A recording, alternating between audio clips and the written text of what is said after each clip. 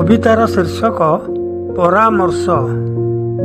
ସାଗର ଦେହରେ ନିଜକୁ ମିଶେଇ ଦେଲୁ ନା, ହଜିଗଲୁ ନା ତାର ଅଥଳ ଅନନ୍ତ ଉଦରରେ, ହଜିଗଲୁ ନା ତାର ଅଥଳ ଅନନ୍ତ ଉଦରରେ, ଭୁଲିଗଲୁ ନା ତୋ ଜନ୍ମଦାତା ଉପତ୍ୟକାକୁ ପର୍ବତକୁ, ଭୁଲିଗଲୁ ନା ଅରଣ୍ୟମାନଙ୍କୁ କଙ୍କରମୟ ଭୂଇଁକୁ, ଯେଉଁମାନଙ୍କ ଦେହରେ ନେସି ଘଷି ହେଇ ଅତର୍ଚ୍ଛ ହେଇ ଧାଇଁଥିଲୁ ଲମ୍ଫ ଦେବା ପାଇଁ ସାଗର ବକ୍ଷରେ, ହଜେଇ ଦେଲୁ ନା ତୋର କୁଳଗୋତ୍ର ପରିଚୟ, ହଜିଗଲା ନା ତୋର ରୂପରଙ୍ଗ ସ୍ୱାଦ, ତୋର ସତ୍ତା ଲୋପ ପାଇଗଲା ନା, ତୋର ସତ୍ତା ଲୋପ ପାଇଗଲା ନା।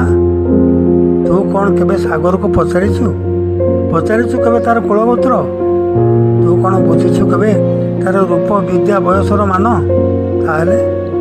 ତାହେଲେ ଏବେ କ'ଣ ପାଇଁ ଏତେ ବିମୁଖ ବାଡ଼ି କଚାଡ଼ି ହେଉଛୁ ବେଳାଭୂମିରେ? କ'ଣ ପାଇଁ ସାଗରଠୁ ଅଲଗା ହେବାର ପ୍ରଚେଷ୍ଟା?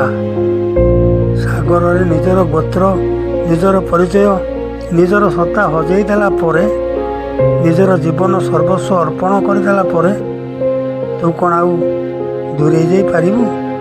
ତୁ କ'ଣ ସାଗରଠୁ ଅଲଗା ରହିପାରିବୁ? ନାହିଁ ନା। ବରଂ ନିଜକୁ ବୁଝେଇ ଦେ ଧାର୍ଯ୍ୟ ଲକ୍ଷ୍ୟ ଜୀବନର ସାର୍ଥକତା। ଧାର୍ଯ୍ୟ ଲକ୍ଷ୍ୟ ହାସଲ ହିଁ ଜୀବନର ସାର୍ଥକତା। ବୁଝେଇ ଦେ ନିଜକୁ।